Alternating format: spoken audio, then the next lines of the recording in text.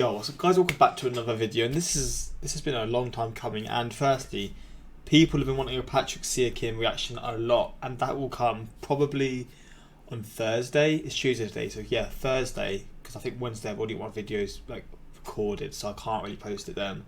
But it will come on Thursday 100% because people have been wanting that a lot, and I'm excited to see because I mean I've not touched upon him as a player at all. I've not seen any highlights of him. But today we're here with a very highly suggested video to do, and one that I'm now very interested in doing because of how I've like realised how mad it actually is. Video is how the Thunder failed to win a title after drafting 3 MVPs in a row. I got there in the end, and those players are KD, Westbrook, and Harden. And just the thought of them playing together, like I've seen clips of them, and for my last video that's actually going to go up before this, I see a little like moment of them playing together, and I was mind blown because I hadn't realised. I think I did know, but I hadn't actually like sort of like properly like understood how mad it really is for them three to be playing together at such a young age, and how it didn't really work out, and how we're gonna see in this video. But like when you really think about it, how did it not work out? Were they just too young? Like, were they together too soon? Because I mean, firstly, to even just draft 3 MVPs in a row is nuts. Like, that's an insane achievement, but I just don't understand how it's possible for them three, who some would see they're the best in their position. It's just mental to me. But yo, let's check this out. Hopefully you guys enjoy, and if you want more videos like this, just let me know what you'd like to see, because mate, I'm very intrigued to see what this could be about, and any other topics that are similar, how they could end out so poorly. Because I mean, I've said it so many times, but how they didn't win a championship is past me. But let's get into this and see what this video is about, man. June 6, 2012. That is loud. That is loud. Oklahoma City Thunder eliminated the Spurs in Game 6 of the Western Conference Finals. After falling behind 2-0, the Thunder rallied on their home court and headed back to San Antonio tied 2-2. With a 103-101 lead and under 30 seconds to play in Game 5, James Harden drilled a dagger 3 to push the Thunder's lead to 5. OKC left the building with a 3-2 series lead. In Game 6, the Spurs led by as much as 18, but a huge third quarter from the Thunder, including this lead-grabbing 3 from Durant, helped Oklahoma City set a date with LeBron James and the Miami Heat in the finals. Comeback. It was their first NBA Finals appearance since 1996, when they were known as the Seattle Supersonics. Wow. This 2012 OKC squad was led here by a core of Kevin Durant, Russell Westbrook, Serge Ibaka, and 6th Man of the Year James Harden, all under the age of 24. Jesus. At the helm were the man that drafted these stars, General Manager Sam Presti, and former Coach of the Year Scott Brooks. But this trip to the finals began in Seattle back in 2007, when the Supersonics drafted Kevin Durant 2nd overall. Durant went on to be named Rookie of the Year, but the Sonics weren't done showcasing their eye for talent. In 2008, they selected Russell Westbrook with the 4th pick and Serge Ibaka 24th via a pick they acquired from the Phoenix Suns. But less than a week later, the Sonics, a beloved team in the Pacific Northwest, packed their bags and headed to Oklahoma City, adopting the name Thunder on the way. A 23-59 record in the first season in their new city landed them the 3rd overall pick in the 2009 draft. A draft in which the Thunder selected Arizona State guard James Harden. In 2010, they locked up Durant with a 5-year, $86 million extension.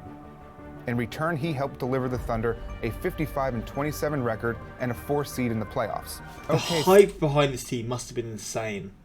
I'm so excited. He then advanced to the Western Conference Finals before falling to a Mavs team that would go on to defeat LeBron and the Heat in the finals. Oh, wow. The following year, the Thunder handed Westbrook a 5-year extension of his own before securing a 2 seed in the lockout-shortened 2011-2012 season behind Durant's 3rd consecutive scoring title.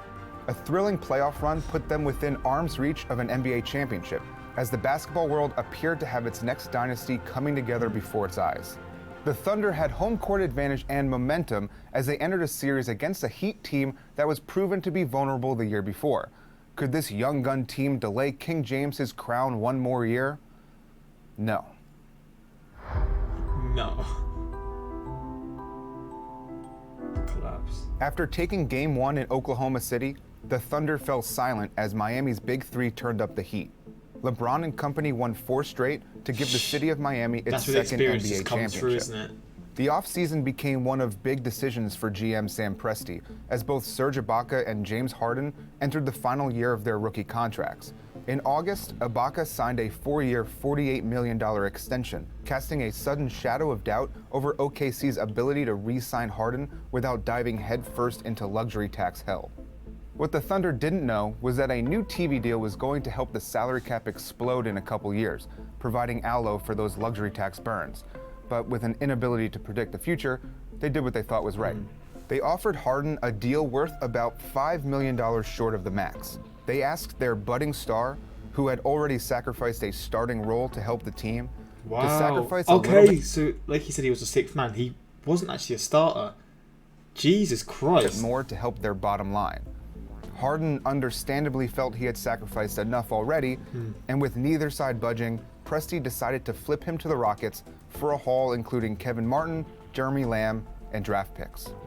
The max deal they couldn't afford to pay him worked out to about $16 million a year, essentially chump change compared to some of the contracts signed after the salary cap spike.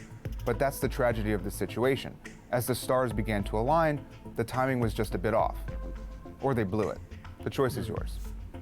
I mean, although he wasn't like a starter, the fact that they could have kept him, imagine if they kept him for 1 or 2 more years, who knows what could have happened, man? Who knows? Even without Harden, the Thunder dismantled the rest of the league en route to the Western Conference's best record, becoming the 4th youngest roster ever to win 60 games. Jeez. A top seed in the conference set up a first-round playoff matchup against a familiar face, the Beard himself and his 8th-seeded Rockets. It was the Rockets' first playoff appearance since 2009, and it's all thanks to Harden flourishing in his newly acquired starring role. But as is customary in the first round, the 1 seed prevailed as the Thunder closed out the Rockets in 6. But the most consequential moment of the series came in Game 2.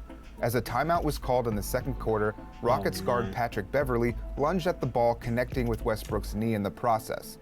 An MRI revealed a torn meniscus, and surgery would sideline him indefinitely. Game 3 would be the first game Westbrook ever missed, including college and high school. Jeez! He was sorely missed the following round as a rematch of the 2011 semifinals handed the Memphis Grizzlies an opportunity for revenge. An opportunity they seized, sending the Thunder packing in 5 games. In the offseason, one part of the Harden trade left while another one was cashed in. With the 12th pick in the 2013 draft, Toronto's pick that they acquired from Houston, OKC selected future all-rookie second-team center Steven Adams. Then, shortly after the draft, Kevin Martin, who proved not to be the scoring replacement for Harden the team had hoped, was flipped to the Timberwolves via a sign-and-trade. Adams looks so a different second back knee then. surgery prior to the start of the 13-14 season only cost Westbrook the first 2 games. And after filling the Knicks' stocking with a 29-point loss on Christmas Day, the 23-5 Thunder looked primed for another title run. But mere days later, it was announced that Westbrook would undergo a 3rd knee surgery, sidelining him until late February. In his absence, you can see where it's falling apart here. The injuries, man. Durant continued to do what Durant does, dominate. OKC finished with the 2nd best record in the NBA behind the Spurs, and for his efforts, Durant was named MVP. And that's without But with Westbrook. the playoffs came another series against the grit and grind Grizzlies, this time in the first round. In Game 2, a Mike Miller 3 put Memphis up 2 with under a minute to play. Then down 5 with the shot clock turned off, Durant hit a shocker to set up a 4-point play. Oh, Jesus, look at the score as well. A putback at the buzzer by Kendrick Perkins sent it to overtime. Oh, my. It was the first of 4 straight games to head to OT, but it was also the first of 3 of those games to end in favor of Memphis. OKC found themselves facing elimination in Game 6 and came out swinging, blowing out the Grizzlies in Memphis 104-84. In the midst of that frustrating loss, Grizzlies forward Zach Randolph punched Steven Adams in the face while in transition, leading to a suspension for the pivotal Game 7, a game in which the Thunder won handily behind Westbrook's triple-double and Durant's 33 points. The grind continued as OKC battled through 6 games with the Clippers. They prevailed to set up a Western Conference Finals rematch with the Spurs, but lost Ibaka in the process, as a calf strain in Game 6 would supposedly sideline him for the remainder of the playoffs. The Thunder struggled mightily in his absence, missing his defense while being routed in the first 2 games. Then, much to everyone's surprise, Ibaka returned for Game 3, bringing with him new life to a Thunder team that managed to string together back-to-back wins. But a Game 5 loss put them on the brink of elimination. With under 30 seconds remaining in the fourth quarter of Game 6, Manu Ginobili drilled a 3 to give San Antonio a 1-point lead. Durant fell during the Thunder's ensuing possession, putting the ball back into the hands of Ginobili, who split 2 free throws and pushed their lead to 2. Westbrook would send it to OT with a couple free throws, but it was there that the Spurs would pull away. Oklahoma City's season ended short of the finals once again. Heartbreaking for Thunder fans? Of course, but at least their core was perfectly healthy, putting them in position to run it back. In October, prior to the start of the 2014-2015 season, Kevin Durant was diagnosed with a Jones fracture in his foot. He made his return in December, but in February he underwent a procedure to relieve discomfort in his foot, and on March 27th, he was officially ruled out for the rest of the season after electing to undergo another surgery. Durant's absence, along with Westbrook's missed time early in the season due to a fractured hand, put OKC in a hole that they never recovered from. The Thunder were on the outside looking in come playoff time, finishing 9th in the Western Conference via a tiebreaker with the Pelicans. It was the first playoffs without the Thunder since 2009, and it cost head coach Scott Brooks his job. In the words of Serge Ibaka, "Why would you fire him? What has he done?" Florida Gators head coach Billy Donovan was hired in his place, and with their core back at full strength, the team turned their focus to the future. So we got fired basically because his team was going through, like, it wasn't full strength throughout most of the season. I mean, it's a tough one to take, and as the player said, the players probably weren't really happy with the decision either. But I mean, that's how the sports world works. And Westbrook went on a tear and helped push the team to 55 wins, good enough for a 3 seed in the 2016 playoffs. After knocking off the Mavs in 5, the Thunder once again met with the Spurs. But this time it was OKC's turn to finish the series in 6, advancing to the Western Conference Finals. It was there that they met the defending champion Golden State Warriors, coming off a record-setting 73-9 regular season. By beating the 95-96 Bulls record of 72 wins, this Warriors team had a legitimate case to be remembered as the greatest team of all time. But the Thunder were up to the task. For a bit. OKC handed Golden State their first home loss of the playoffs in Game 1, thanks to double-doubles by 4 members of the Thunder starting lineup. The Warriors bounced back in Game 2, but upon returning to Oklahoma City, the Thunder trounced the Warriors in back-to-back games. OKC was in possession of a commanding 3-1 series lead that had the greatest regular season team in NBA history facing elimination. Determined not to be eliminated on their home court, the Warriors extended the series with a win in Game 5, sending it back to Oklahoma City and giving the Thunder a chance to end it in front of their hometown fans. But with 5 minutes remaining in the fourth, Warriors trailing by 7, Klay Thompson hit a 3. This is mental. They're against, like you said, like statistically, they are the greatest team in that season, but one of the greatest teams assembled. They're leading them 3-1. Or 3-2, sorry, and they're on the brink of winning. Oh my god. Look at the score! From way beyond the arc. It was his NBA playoff record 10th three-pointer of the night. Oh my god. And it cut the Thunder lead to 4. A three-pointer a minute later from the other Splash Bro, Steph Curry, cut the lead to 1. In the final minutes of the game, the three-point barrage continued as Curry hit again, this time tying the game at 99. These guys are too OP. With the score locked at 101, Andre Iguodala stripped Westbrook, leading to Thompson's 11th three-pointer of the game. It gave the Warriors a lead they would retain to force a decisive Game 7. OKC entered half up 48-42 in the do-or-die final game of the series. But then the Warriors did what the Warriors do and dominated the third quarter, holding the Thunder to only 12 points and securing a double-digit lead heading into the fourth. Oklahoma City would never lead again, as Golden State became the 10th team in NBA history to come back from a 3-1 deficit. This could be the game that changed an absolutely crushing blow to the OKC fan base. The Warriors then went on to become the first team in NBA history to blow a 3-1 series lead in the finals, falling to LeBron and the Cavs. That's mad, actually. But they were about to get some major help. On draft day, the Thunder traded Serge Ibaka to the Magic for a package that involved Victor Oladipo. The plan was to give Kevin Durant, who entered the offseason as a free agent, additional scoring help. Okay. But the salary cap spike that would have alleviated the Thunder's contract woes had they given James Harden a max deal in 2012 also gave just about every other NBA team enough space to make a run at signing Durant. The winner of the KD sweepstakes, the team that signed one of the greatest scorers of all time. Now I kind of understand why he's got that sort of snake tag over his head. I didn't realise the circumstances of that. And then how they signed Oladipo to try and sort of help him as a player. But then from his perspective, you can't blame him. But I can see both point of views. That's a wild situation, though. In his prime, was a team that already had two of the greatest, if not the two greatest shooters of all time, and holders of a record 73-win season, the Golden State Warriors. It was a decision that sent shockwaves throughout the NBA world, and especially through the Oklahoma City team and fan base. The prevailing thought after Durant's decision was that Westbrook would not sign an extension and would instead play out the final year of his contract. Fair play to him, but man. Westbrook inked a 3-year deal in August, stating, "There's nowhere else I'd rather be than Oklahoma City," and adding, "Loyalty is something that I stand by." I love that. When asked why he decided to sign the extension now rather than at the end of the season, he replied, "There's no need to wait if you know where you want to be." What a guy, man. Thus He must be began what has loved been by dubbed the Westbrook's revenge tour. His OKC 42 fans. triple-doubles in the 2016-2017 season overtook Oscar Robertson's record of 41 set in 1962 and made him the first player since Robertson to average a triple-double for the season.